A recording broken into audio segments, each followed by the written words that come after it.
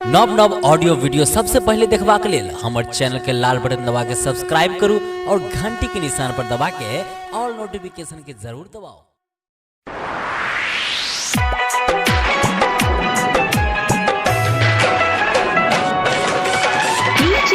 गुड्डू राज Madhubani Gayatri recording studio.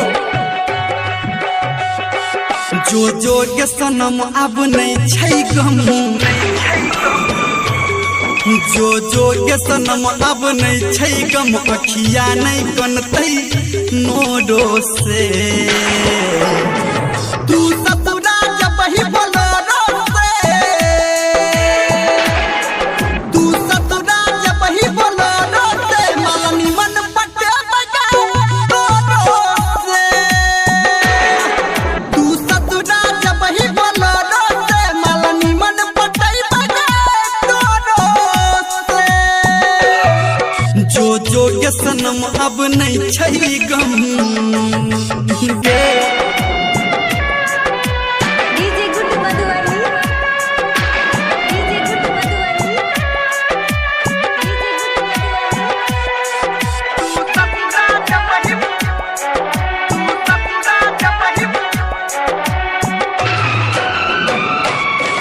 तोहर रहो सलामत जोड़ी गे,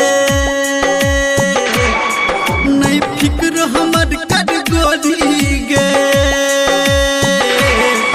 तोहर रहो सलामत जोड़ी गे, नहीं फिक्र हमर कर गोरी गे।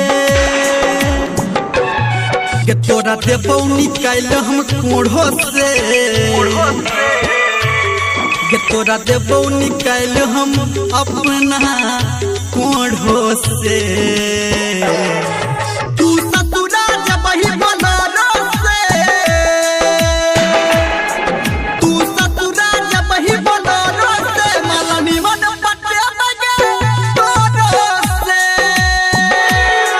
तू ससुरा जब ही बोलो से, मालनी मन पटे बगे तोरो से।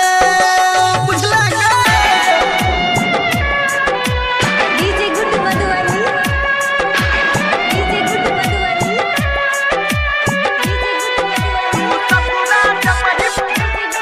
अभी आप सुन रहे हैं सावरिया म्यूजिक।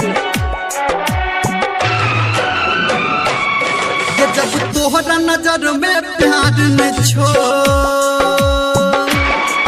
जब तोहरा जीवन में यार न छो,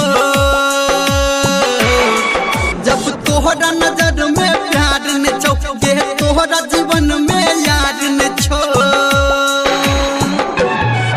दिल धर्मेंद्र के जुड़ते आबू, दिल धर्मेंद्र के जुड़ते दोसर जोरो से। तू ससुरा जब ही बोलो से, तू ससुरा जब ही बोलो से, मालनी मन पटे बगे तोरो से।